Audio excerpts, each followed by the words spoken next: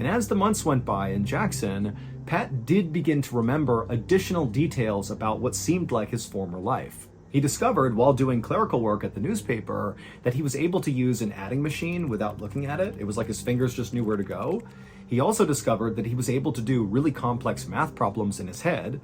And then also, in virtue of being at the newspaper, he saw a lot of information about the stock market, and he actually seemed to know a lot about the stock market, even though he didn't know why. Also, while Pat was in Jackson, he started to feel this really intense compulsion to go to a Catholic church. And so he began going to Catholic Mass, and while he was in church, he just automatically began saying the prayers along with everybody else, even though, again, he didn't really know why he had that information in his head. But the biggest clue that came back to Pat while he was in Jackson was this recurring dream he would have, where he was at this campground somewhere, and this little boy comes around the corner and looks up at Pat and says, "Hey, Dad, Mom needs your help with Chris." And then in the dream, he responds to this child by saying, "Okay, Joel, I'll be right there."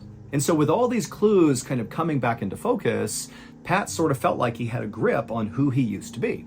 Based on the callus on his finger and on that recurring dream, it did seem like he was a married man who had at least 2 kids, Joel and Chris, and so his wife was very likely named Pat, or maybe Pat was another child he didn't know. And then also he felt like he must have been maybe an accountant or somebody who worked with numbers, based on the adding machine and understanding the stock market and complex math problems.